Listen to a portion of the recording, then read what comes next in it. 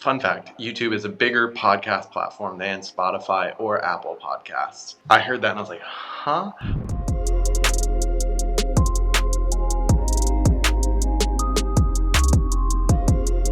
Welcome to the Catch Up powered by Uscreen. Kylie, what's new in the Creatorverse? Well, podcasts are having a moment. YouTube launched a podcast hub, Twitter's trying to revive spaces with podcasts, and Mr. Beast's manager Reed Dusher is talking about podcasts as spaces for creators to take advantage of in an episode of a podcast, Creator Economics. I wish creators would realize how much opportunity is in podcasting. When we're talking about taking advantage of podcasts, is that something you start early or after you have an established audience? I think that's a great question. I've seen it work both ways. I think we've all seen it work both ways. I think podcasts offer people an opportunity to build a platform or to build an audience. But we also clearly have seen people who have an established audience start a podcast and then be massively successful. Like Joe Rogan, people knew who he was before he started a podcast. Like he'd been on Fear Factor, like he was doing stuff with the UFC already, and then he started the podcast and it just grew and grew and grew, but he had an established fan base and audience already to build on with that. Whereas I'm sure there are true crime podcasts out there that had no audience and had nothing to start with, but they got something that had that viral element and everyone started talking about it, and then they built an audience off of that. So I think we've seen it work both ways, and I think that's still possible today. I'm not sure if you guys think differently than that, though. Yeah, I think, in my personal opinion, I think if you have an established audience, it would work better because depending on what type of podcast you're going to go with, are you going to go with video or just a normal audio podcast? But if you have an established audience, they're already connected to you and they know you and they have this relationship with you. Whereas if maybe you build a podcast prior to an audience, no one knows who you are. There's no personal connection. They don't know anything about you, your face, how you look, or any of that sort of thing. I disagree with you, Madison. Depending on the subject. If you are an educator, if your podcast is not about you as a person and your personality, it is more content focused, I think you can start whenever because, people will always be searching for podcasts about nutrition or a podcast about being a writer, right? And they may not be looking for that specific personality. However, if you are going to do something like Brittany Broski's podcast, you may know her as Kombucha Girl. Her podcast is more about her reaction to different parts of the internet, right? And part of the draw is her character.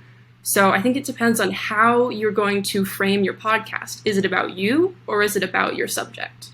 I agree with you, Kylie. I actually was just thinking about one of my favorite podcasts, which is called How I Built This with Guy Raz, it's like, that's how it's framed. It's with Guy Raz. I have no idea who he is. I have no idea what he looks like. He has a great podcast voice, but the reason that podcast is big is it has NPR distribution and whatnot, but I don't think anyone really came to that podcast because of Guy Raz. They come because the guests, and I say all this because I don't think there was an audience for that when it started, but people found the content and it resonated with them, so they came back, and that audience just built and got massive over time. And it wasn't like sure, NPR has an established audience, but I think that that's the kind of podcast that, regardless of the traction that they had early on or the audience they had, was going to be big no matter what, because it is just impeccable content that people want to hear. So I don't know if that's any different than what you guys said, but that's just kind of where I fall. Yeah, maybe I'm just the black sheep that needs to connect with a person's face. Yeah, well, regardless of when you start your podcast, you've got to put it somewhere. Would you put your podcast on Twitter? Like, be real. No. Yeah. Twitter fundamentally misunderstands their own platform. Twitter is a platform for text. It is a platform for people to come and read. The people that love Twitter are people that love to read. Like, I have seen that time and time again. It's people who love to read and who has something that they want to communicate via written word. It is not a place for audio. Like, I know they introduce spaces and whatnot. Like, it's not going to work. It's going to fail. Just like how many other countless features Twitter has fundamentally failed to understand and make work on their platform. And it's just like Instagram. These platforms misunderstand, or the people behind the platforms misunderstand how the platform is being consumed by people. And they keep trying to create these, like Instagram. We do not want a Be Real feature for Instagram. No one cares. We don't want it. Twitter. No one is going to listen to podcasts. There'll be just enough for you to, just enough people listening to audio spaces or podcasts on the platform for you to justify keeping it for a little bit, and then you realize it's stupid and you'll sunset the feature. But it drives me crazy because they should be focusing on their core audience and the core features that brought that audience in and expanding that, not just coming in and be like, podcast, yeah, that sounds great, let's do that. Give me a break. I'm not passionate about this, by the way. Yeah, no, I think we all got that. But I do agree with you though, because I definitely think like Twitter is you go there for like bite-sized informational conversations. Like, and also people have conversations on there and it's like super fast-paced. Like in an hour there can be a thread of, I don't know, 50 people that chimed in or something, and then it's done, it's over. Like next topic, next day. So yeah, I totally agree with you, Daniel. Like Twitter needs to back up, reassess themselves, reassess life, and yeah. All right, so Twitter's not the place. Where do you listen to podcasts then? And do you watch them on YouTube? Because that's another big thing that's happening. I listen to all of my podcasts on Spotify just because it's really convenient and there's like a ton of playlists and it's just really accessible to me. I've never ever listened to a podcast on YouTube. I didn't even know that something like that existed. Like, shocker. But yeah, I think Spotify is like the place to be. So, fun fact: YouTube is a bigger podcast platform than Spotify or Apple Podcasts.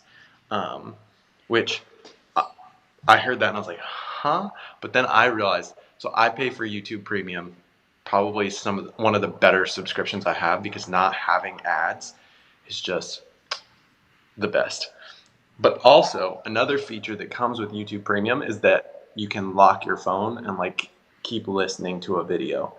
So those long form podcasts, if I just have like if I'm on my homepage of YouTube and I see an interview and I'm like, oh, that sounds kind of interesting. Like I've been really into Alex Hormozy recently, who's a business guy, and there was like a 40-minute interview with him, and I was like, I don't really have time for this, but I want to like watch the first 5 minutes. So I clicked and started on my desktop, and then watched like 10 minutes, and then I was like, oh, I got to go make dinner, and I threw in my AirPods, opened YouTube on my phone, picked up where I was in that interview, and just locked my phone and put it in my pocket, and then listened for the rest of the 40 minutes while I was cooking dinner. And I think that is probably how most podcast content is consumed, or at least a lot of it is consumed on YouTube, where it's like not active viewership, but that the listening is active. So YouTube is actually becoming a bigger part of my podcast listening. I was like primarily Spotify, but Spotify isn't good in my experience at recommending like new content that I want to listen to, like at least in terms of podcasts. Like they recommend some music that's good for me, but the podcast recommendations aren't really there. So when I go to YouTube and I see that long form content, I'm like, oh, that's actually a super interesting conversation I want to hear. I'm more likely to click that because we all know YouTube's recommendation algorithm is just top notch. So I think that is a huge competitive advantage for them. And that's where I'm finding myself listening to more and more content there, which is super helpful. So you're not paying attention to the video part of that at all, even though it is an option? It depends on the interview. There may be times where like something interesting is said, or like they're talking about something in the room if it's like an in-person interview, and I'll pull out my phone and look at it for whatever I need to see in that moment. If Colin and Samir interviewed Rhett and Link from Good Mythical Morning this week, which is a great interview, highly recommend that. So like there's a point at the beginning where they're talking about the Good Mythical Morning studio and talking about different things in the space that they're in.